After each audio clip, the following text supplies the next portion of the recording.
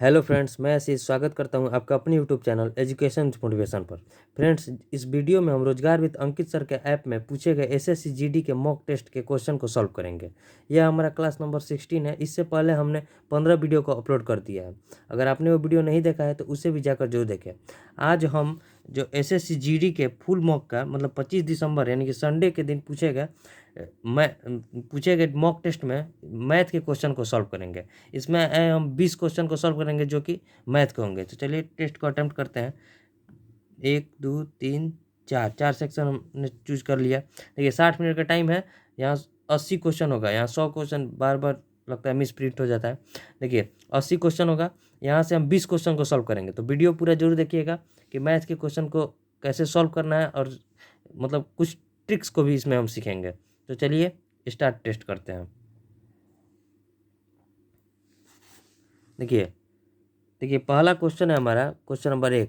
Question देखिए क्या है कि 8,000 पर 2 वर्ष के लिए वार्षिक 15% की दर से चक्रवृद्धि ब्याज में कितना अंतर है जब ब्याज वार्षिक रूप से चक्रवृद्धि होता है और जब 8 मासिक रूप से चक्रवृद्धि होता है। और देखिए पहले जो है 8,000 रुपया पर 15% के हिसाब से 2 वर्ष के लिए लग रहा है। ठीक है, 15% के हिसाब से 2 वर्ष, तो इसका 15% कितना हो जाएगा? 15 × 8 = 20 यानी कि 120, 1200, फिर यहाँ भी 1200 और इसका 15% कितना हो जाएगा? 15 × 12 = 180 यानी कि टोटल हमारा ब्याज कितना आ गया? 12 12 24 2580 हमारा यहाँ से टोटल आ गया। अब बोल रहा है कि 8 मासिक रूप से चक्रवृद्धि होता है। देखिए देखिए 12 मंथ में जो हमारा रेट लग रहा था पहले 15%, तो 8 मंथ में कितना लगेगा? तो 15/12 × 8, 4 से कटाइए 3, 5 से कटाइए 3, से कटाइए 4, 3 से कटाइए 5, 4 से 2 यानी कि यहाँ आ जाएगा रेट हमारा 10%। ठीक है, अब देखिए जब रेट 10% आ गया तो कितने बार रेट लगेगा? तो देखिए यहाँ 2 साल है यानी कि 24 मंथ है, तो 8 मंथ के हिसाब से 3 बार रेट लगेगा हमारा 10% पर। तो यहाँ देखिए 8,000 पर अब जो रेट लगेगा 3 बार लगेगा और 10% लगेगा यानी कि 10%, 10% और 10%। 8,000 का 10% कितना होता है? 800, 800 और 800। अब देखिए इसका 10% निकाल कर इस दोनों पर लिखेंगे यानी कि 800 का 10% कितना? 80, यहाँ भी 80। अब इसका देखिए 10% कितना? तो 80 और इसका 10% 8, यहाँ देखिए कितना हो गया? 8 तेरी के 2400। ठीक है, और 8 तेरी के 24 यानी कि 240 और 8 जोड़िए 8 4 4 2 6 और 2 यानी कि 2648 यहाँ हमारा ब्याज आ गया। यहाँ 2580 है, तो दोनों का अंतर कितना है? 2648 माइनस 2580। यहाँ देखिए 8, 14 में से 8 गया 6, 5 में से 5 गया 0 0 यानी कि 68 रुपया दोनों के बीच का अंतर हो जाएगा यानी कि ऑप्शन डी।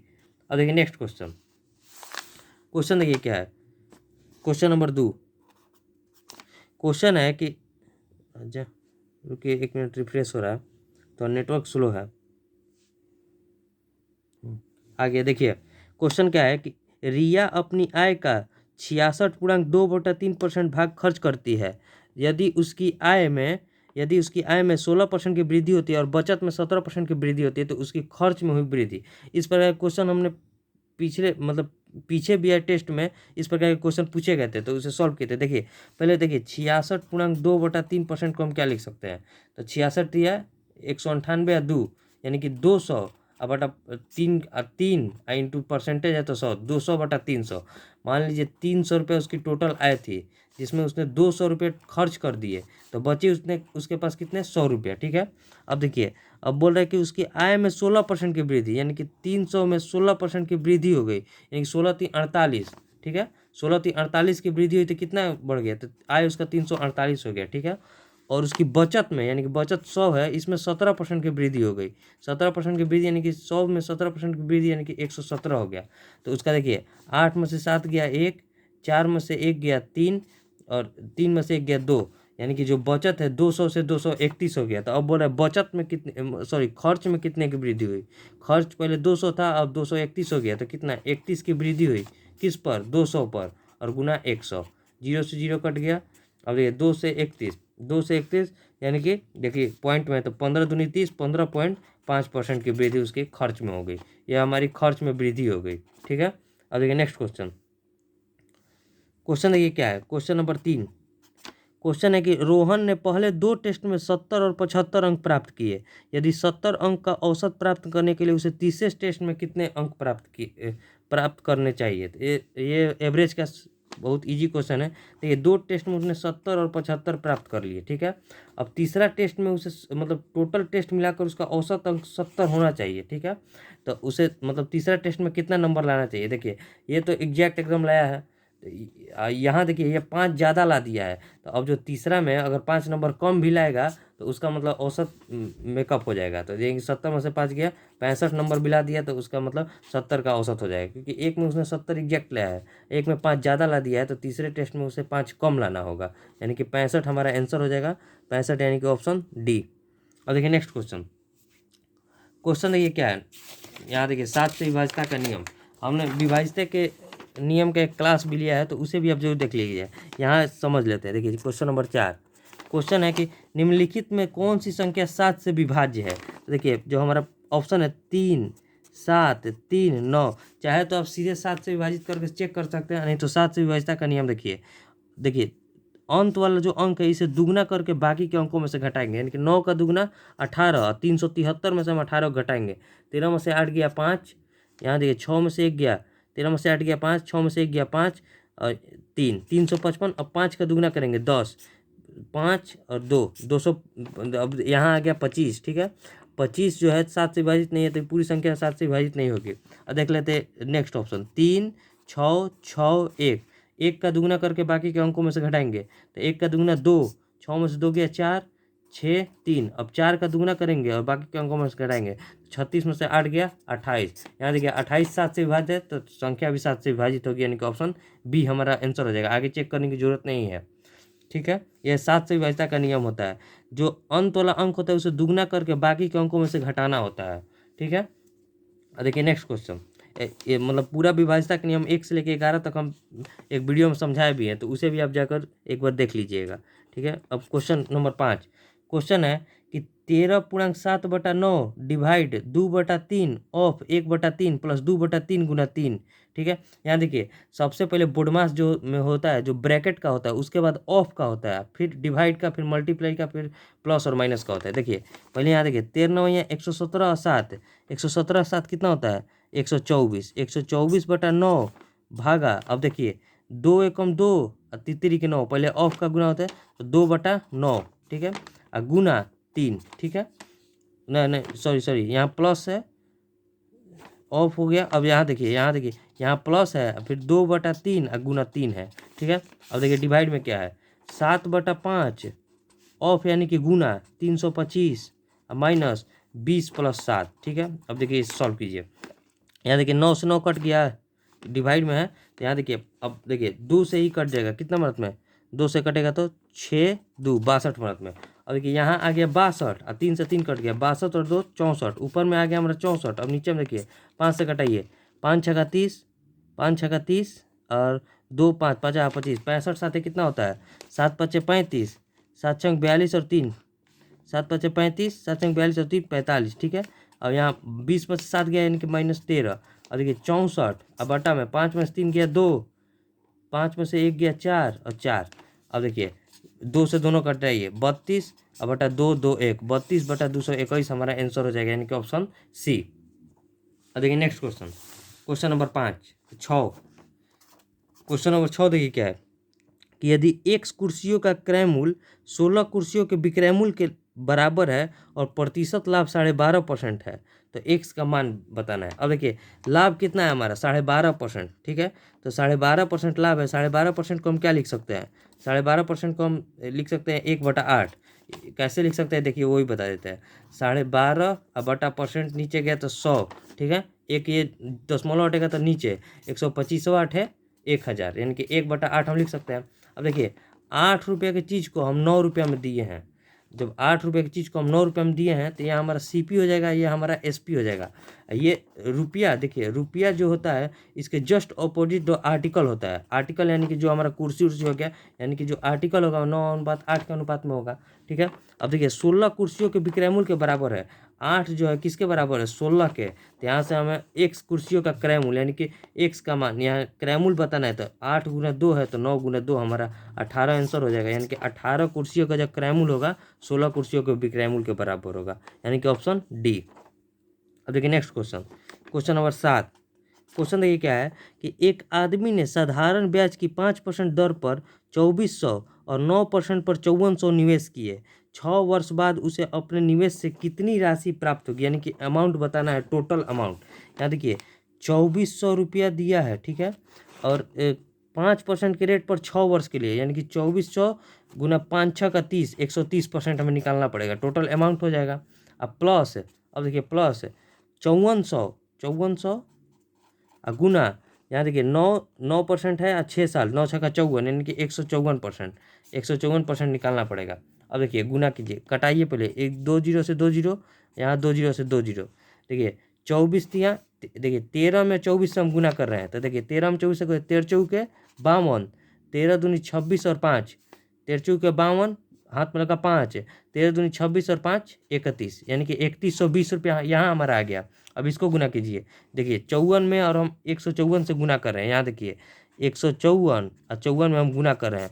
देखिए 4 चौके 16, 15 चौके 60 और 20, 80 और 1 81, ठीक है, 15 पचे 75, 75 और 8 83, यानी कि हमारा आ गया 8316। अब यही दोनों का योग हमें बताना है, तो यहाँ देखिए 6, 2 और 1 3, 3 और 1 4, 8 और 3 11, 11,436 रुपया मतलब उसके पास जो राशि प्राप्त होगी 11,436, यानी कि ऑप्शन डी।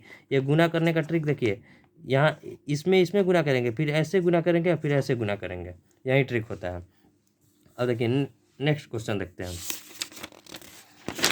देखिए क्वेश्चन क्या है, क्वेश्चन नंबर 8।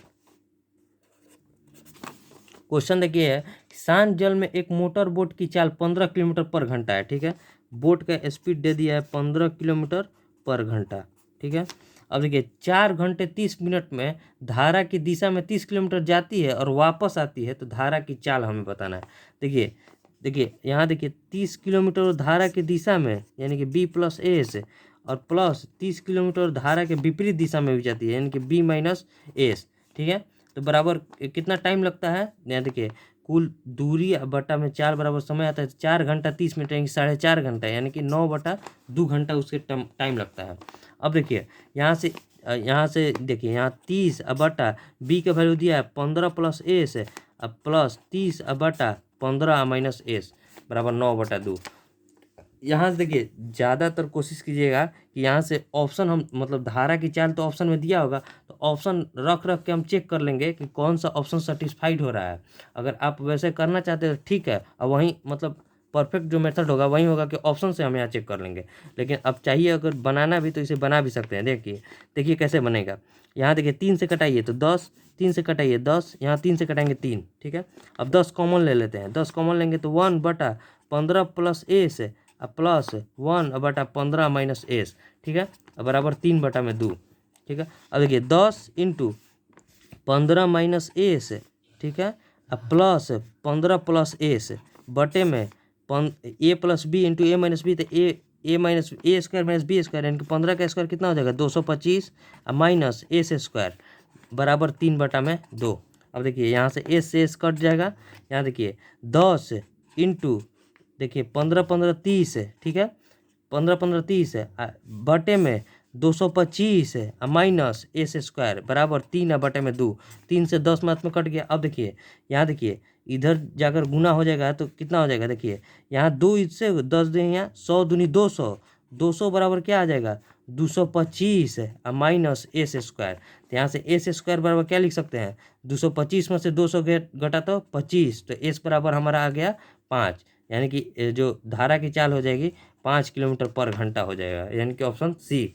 अब चाहिए तो इतना लंबा जाता है, इसीलिए सबसे बढ़िया है इसे ऑप्शन रख के चेक कर लीजिए। ऑप्शन रखिएगा तो एकदम शर्ट से बन जाएगा। यहाँ 15 रखते हैं, यहाँ 5 रखते हैं, तो एकदम ऑप्शन सेटिस्फाइड होकर 9/2 आ जाता, ठीक है। अब देखिए next question, question number 9। Question है, देखिए क्वेश्चन क्या है, क्वेश्चन है कि जर्मन सिल्वर की एक मिश्र धातु में तांबा और जास्ता का अनुपात 21:16 है, ठीक है। तांबा और जास्ता का अनुपात कितना है 21:16, ठीक है। और देखिए जबकि निकेल और जास्ता का अनुपात दिया है, देखिए निकेल और जास्ता का अनुपात कितना दिया है 7:24, ठीक है। अब देखिए मिश्र धातु में तांबा जास्ता और निकेल मतलब तीनों का अनुपात बताना है। यहाँ भी जिंक है, यहाँ भी जिंक है।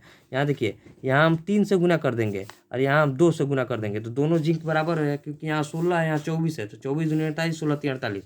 यहाँ देखिए अब कॉपर जिंक और निकेल का अनुपात बताना है। यहाँ देखिए 21 तिया 63, 16 तिया 48, और यहाँ देखिए 2 से गुना तो 7 दूनी 14, यानी कि 63:48:14 हमारा आंसर हो जाएगा, यानी कि ऑप्शन सी। अब देखिए क्वेश्चन नंबर 10। क्वेश्चन क्या है, क्वेश्चन देखिए क्या है कि दो ट्रेन क्रमशः 40 किलोमीटर पर घंटा और 32 किलोमीटर पर घंटा की गति से एक दूसरे की ओर चल रही है। तब तेज ट्रेन धीमी ट्रेन में बैठे एक व्यक्ति को 15 सेकंड में पार करती है, तो तेज ट्रेन की लंबाई। यहाँ देखिए जब एक दूसरे की ओर चलेगी तो मतलब दोनों का चाल है वो जुट जाएगा। यहाँ देखिए चाल जुटेगा, यानी कि जो यहाँ ट्रेन जो है व्यक्ति को पार करेगी, यानी कि अपनी लंबाई को पार करेगी, तो अपनी लंबाई मान लीजिए उसकी 1 है लंबाई, ठीक है। यहाँ देखिए 40 और 32 कितना हो जाएगा 72, 40 और 32 को हम जोड़ेंगे तो 72 किलोमीटर पर घंटा हो गया। इसे मीटर पर सेकंड में चेंज करेंगे तो 5/18 से हम गुना करेंगे, बराबर टाइम कितना ले रहा है, दूरी अब बटा चाल बराबर समय, यानी कि 15 सेकंड। अब देखिए 18 चौके कितना हो गया 72, 4 पंजे 20, तो एक्स बराबर हमारा कितना आ जाएगा 5 चौके 20, 20 गुना 15 बराबर 300, हमारा 300 मीटर जो है ट्रेन की लंबाई हो जाएगी। देखिए यहाँ लिख देते हैं 15 दूनी 30, यानी कि 300 मीटर हमारा ट्रेन की लंबाई हो जाएगी, यानी कि ऑप्शन बी। अब देखिए नेक्स्ट क्वेश्चन, देखिए क्वेश्चन नंबर 11 है। क्वेश्चन ये क्या है, क्वेश्चन है कि 1/2, ठीक है, 2/5, ठीक है, 4/7 और 6/17 का जो है एलसीएम बताना है। तो देखिए एलसीएम निकालने के लिए ऊपर वाले का एलसीएम तथा नीचे वाले का एचसीएफ निकालते हैं। तो देखिए ऊपर वाले का एलसीएम कितना हो जाएगा 1 2 और 4, 1 2 4 और 6 का एलसीएम कितना हो जाएगा 6, 6 दूनी 12, यानी कि 12 जो हमारा हो जाएगा ऊपर वाले का एलसीएम, और नीचे का एचसीएफ क्या हो जाएगा, देखिए कुछ कॉमन नहीं है तो यहाँ एचसीएफ 1 हो जाएगा, यानी कि आंसर हो जाएगा 12/1, यानी कि आंसर 12 हमारा आंसर हो जाएगा 12, यानी कि ऑप्शन सी। अब देखिए next question, question number 12। Question देखिए क्या है, ए तथा बी एक व्यापार में 3:5 के अनुपात में निवेश किए, ठीक है, ए है और बी है, 3:5 के अनुपात में निवेश किया, ठीक है। यदि 6 माह के बाद सी भी बी जितनी ही धनराशि निवेश करके व्यापार में शामिल हो जाता है तो 1 वर्ष के बाद उनके लाभांशों में अनुपात क्या होगा। ऐसा क्वेश्चन हम बहुत बार बना चुके हैं। अब देखिए एक याद कर लीजिए, आय जो हमारा लाभ कब प्राप्त होता है, लाभ हमें प्राप्त होता है जितना हम आय लगाए हैं और जितने टाइम के लिए लगाए हैं, यानी कि आय गुना समय बराबर हमारा लाभ होता है। यहाँ देखिए वो 1 वर्ष के अंत में पूछ रहा है, तो 3 जो है 12 मंथ के लिए लगाया होगा, 5 भी 12 मंथ के लिए लगाया होगा, और जो सी है, सी जो है मतलब बोल रहा है कि बी जितना ही धनराशि, यानी कि 5 धनराशि लाया होगा और 6 माह बाद है, यानी कि 6 माह के लिए लगाया होगा, ठीक है। अब देखिए 6 से कटाइए, 6 से 2 मंथ में, 6 से 2 मंथ में 6 से 6 कट गया, यानी कि 3 दूनी 6, ठीक है, 5 दूनी 10 और यहाँ 5, ठीक है, 6:10:5, यह उनका लाभ का अनुपात हो जाएगा। प्रॉफिट का अनुपात कितना हो जाएगा 6:10:5, यानी कि ऑप्शन बी।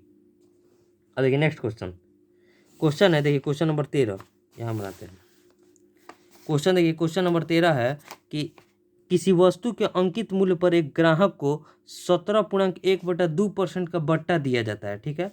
एक ग्राहक इस वस्तु को 330 रुपये में खरीदता है, तब वस्तु का अंकित मूल्य क्या है। देखिए 17.1/2%, यानी कि 17.1/2% को हम क्या लिख सकते हैं, 17 दूनी 34 और 1 35/200, 200 कैसे लिखे थे 2, 35/2% को हम नीचे लाएंगे तो 200, 5 से कटाइए 7 मंथ में, 5 से कटाइए 40 मंथ में, यानी कि 40 रुपये की चीज़ को हम 7 रुपये छूट करके, यानी कि 40 में 7 गया 33 रुपये में दिए हैं, ठीक है।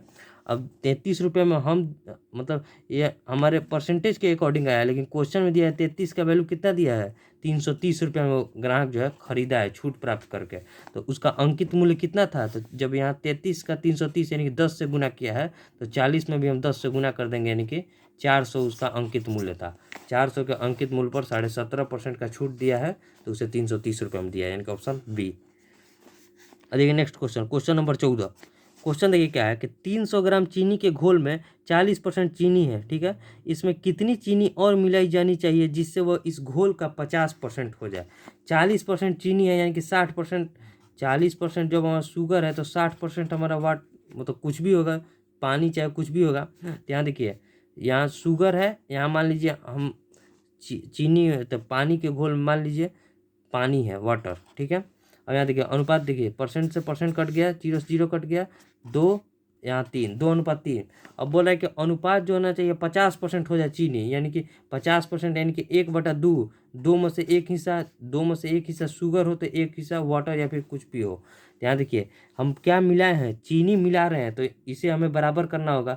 जो जब चीनी मिलाए हैं तो वाटर को हमें बराबर करना होगा ना, तो यहाँ 3 से हम गुना कर देंगे। तो 3 से गुना करेंगे तो 3:3 हो जाएगा, ठीक है। अब देखिए 3 और 2 5, 5 का वैल्यू हमारा कितना दिया है 300, 5 का वैल्यू 300 दिया है तो 2 से 1 बड़ा है यानी कि 1 का वैल्यू हमें बताना है। तो 300/5 यानी कि 60 ग्राम जो हमें मिलाना है। यहाँ देखिए, यहाँ लिख देते हैं 300, देखिए 300 ग्राम हमें है तो यहाँ अनुपात कितना है 2:3। तो 2 और 3, 5 का वैल्यू 300 दिया है तो यहाँ से हमें 1 का वैल्यू निकालेंगे तो 300/5 यानी कि 60 ग्राम हमें और चीनी मिलाना पड़ेगा, तभी दोनों बराबर हो जाएगा, ठीक है। अब देखिए नेक्स्ट क्वेश्चन, क्वेश्चन है, देखिए क्वेश्चन DI से है, क्वेश्चन नंबर 15। क्वेश्चन देखिए क्या है कि दिए गए आलेख के आधार पर वर्ष 1995 से 2015 तक CO2 की सांद्रता प्रतिशत परिवर्तन क्या है। CO2 की सांद्रता प्रतिशत, तो 1995 में कितना है, तो देखिए 360 है। मतलब जब आप क्वेश्चन सेट मारिएगा तो उसमें दिखेगा, यहाँ आपको दिख नहीं रहा होगा, 360 है। और देखिए 2015 में कितना है, 2015 में कितना है 400 है, ठीक है 400। अब बोल रहा है कि कितना प्रतिशत परिवर्तन हुआ है, तो देखिए 40 का परिवर्तन हुआ है किस पर, 360 पर, और गुना 100, ठीक है। 40 9 360, 100/9% का यहाँ जो है परिवर्तन हो गया, 100/9% यानी कि इसको हम लिख सकते हैं, देखिए 1199 11.11%, 11.11% यानी कि ऑप्शन डी। और देखिए नेक्स्ट क्वेश्चन, क्वेश्चन नंबर 16।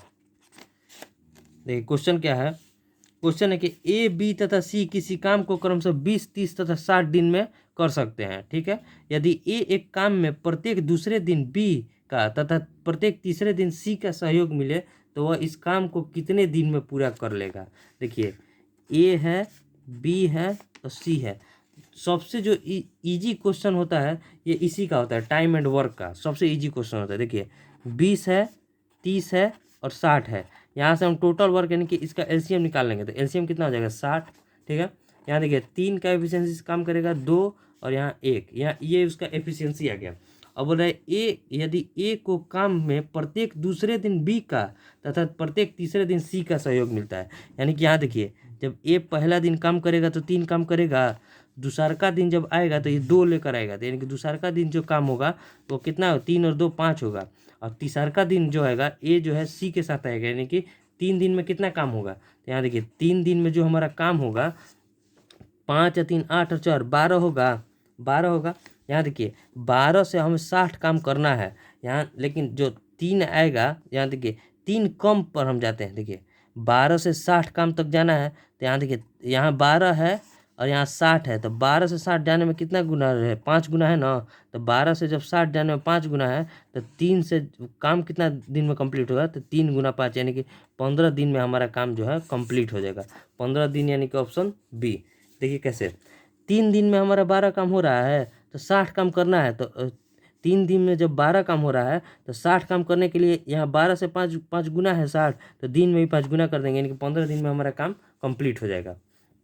अब देखिए नेक्स्ट क्वेश्चन, क्वेश्चन देखिए क्या है, क्वेश्चन नंबर 17। क्वेश्चन है कि एक आयताकार दौरी का क्षेत्रफल 120 वर्ग मीटर तथा परिमाप 46 मीटर है।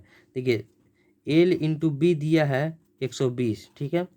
अब देखिए तथा परिमाप 46 मीटर है, यानी कि 2 इंटू L प्लस बी बराबर दिया है 46, ठीक है। तो यहाँ से देखिए L प्लस बी बराबर कितना हो जाएगा, 23 दूनी 46 यानी कि 23। यहाँ देखिए आप दिमाग लगाइए, सिंपल एकदम बैठ ही जाता है, थोड़ा बहुत भी दिमाग लगाइएगा तो, नहीं तो आप फिर फॉर्मूला बैठाइए। यहाँ हमें विकर्ण पूछ रहा है तो विकर्ण आयत का विकर्ण कितना आता है, रूट एल स्क्वायर और प्लस बी स्क्वायर।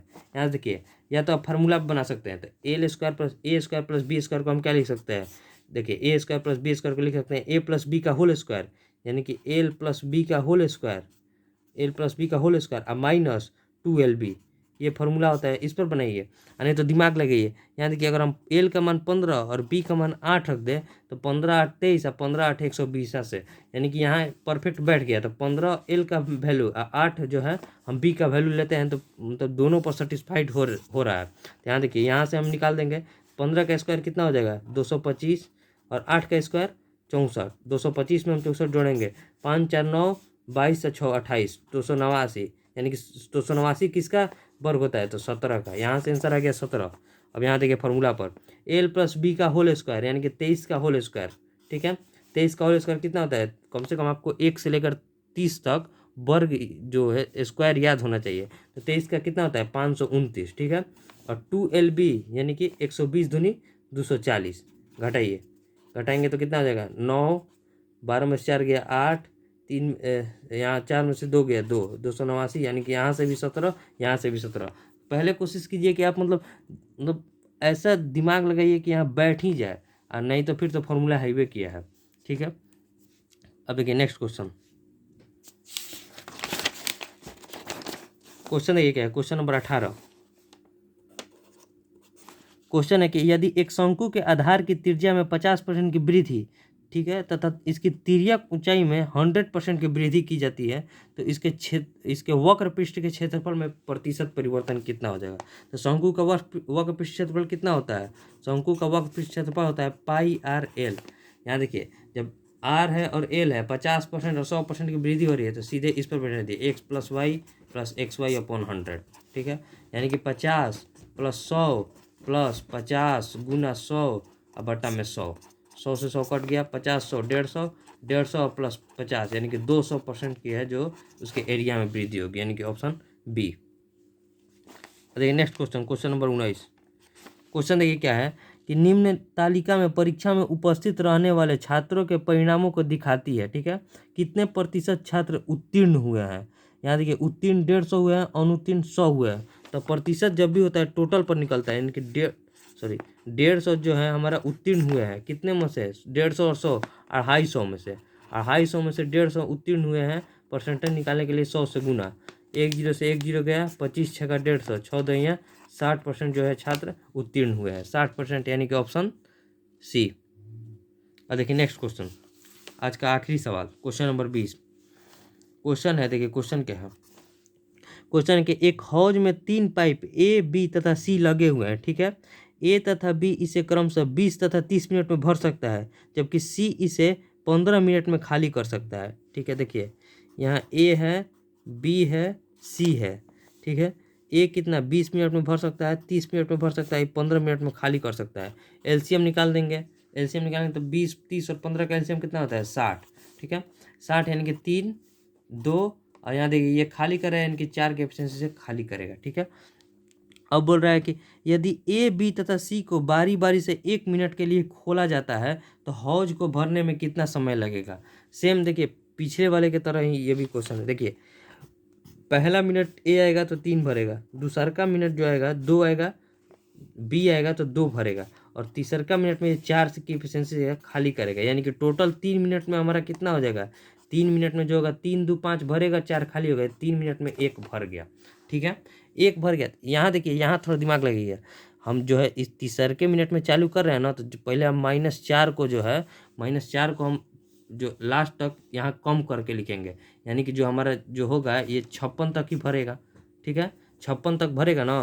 देखिए 1 से लेके अगर हम यहाँ देखिए पहले इसको हमें खोलने की ज़रूरत ही नहीं है, तो पहले जो 3 और 2 5 है, हम 5 से पहले ही देख लेते हैं कि 55 हमें भरना है। 55 जो है तीनों साथ भरेगा, उसके बाद ये दोनों आ जाएगा, ठीक है। तो पहले 55 जाने के लिए यहाँ 55 मिनट चलना पड़ेगा, गुना 55, तो यहाँ 3 से भी हम 55 से गुना करेंगे, तो 5 3 15, 5 3 15, 5 3 15, और देखिए 5 3 15, हाथ में लगा 1, 5 3 15 और 1 16, 165 हो गया। अब देखिए 165 हो गया, तो फिर अभी हम 55 हो गया, तो अभी और 3 और 2 भरना है, ठीक है। तो और 3 के लिए 1 मिनट के लिए ए आएगा, 1 मिनट के लिए, और फिर अगले मिनट के लिए बी भी आएगा, तो 165 और 2 कितना होता है 167। 167 मिनट में पूरा टंकी जो है भर जाएगा। यहाँ देखिए हम डायरेक्ट 60 पर क्यों नहीं लगे हैं, क्योंकि जब हमारा टंकी भर जाएगा तो हम तीसरे पाइप को क्यों खोलेंगे, क्योंकि भरने तक ही टाइम पूछ रहा है। तो यहाँ पहले हम तीनों के 3 और 2 5 हम कम करके लिख दिए, यानी कि 55 तक 7 चला दीजिए। उसके बाद 55 तक जब 7 चला दिए तो उसके बाद 2 मिनट और चलेगा और 5 भर जाएगा, तो 165 आया। 165 और 2 167। 167 मिनट में हमारा पूरा टैंकी जो है भर जाएगा। ठीक है, अब देख लेते हैं नेक्स्ट क्वेश्चन। क्वेश्चन है रीजनिंग से है। रीजनिंग से है तो देखिए एक आज रीजनिंग का भी क्वेश्चन बना देते हैं। देखिए रीजनिंग का क्वेश्चन देखिए क्या है। क्वेश्चन नंबर 1, क्वेश्चन देखिए क्या है कि एक निश्चित कूट भाषा में फ्रोजेन को 504, ठीक है, FROZEN, फ्रोजेन को जो है क्या लिखे हैं 504, ठीक है, और TONSILS इसको 756, ठीक है। अब बोल रहा है कि MARINE को क्या लिखेंगे। अब देखिए यहाँ देखिए पहले हम इसके मतलब देख लेते हैं प्लेस वैल्यू से। 6 18 6 24 24 और 5 24 5 29 और 10 39 39 और 6 45 और 20 65 65 और 5 65 5 कितना होता है 65 5 70 70 और 14 70 14 84। यहाँ टोटल इसका योग कितना आ गया हमें 84 आ गया प्लेस वैल्यू से। 84 में हम क्या से गुना करे थे 1 2 3 4 5 6। पहले ये मेथड हम चेक कर लेते, अगर इस पर सेटिस्फाइड हो जाता है तो इसी पर जो होगा 6 चौके 24 8 6 48 और 2 50 एकदम इसी पर बैठ गया। तो अब देखिए एम का प्लेस वैल्यू 13, ए का 1, आर का 18, आई का 9, एन का 14, ई का 5 जोड़ दीजिए।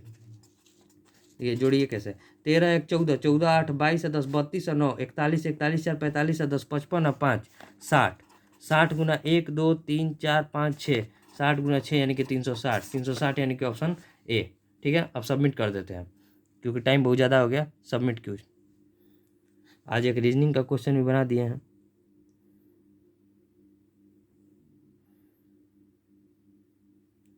ठीक है, 20 क्वेश्चन करेक्ट है,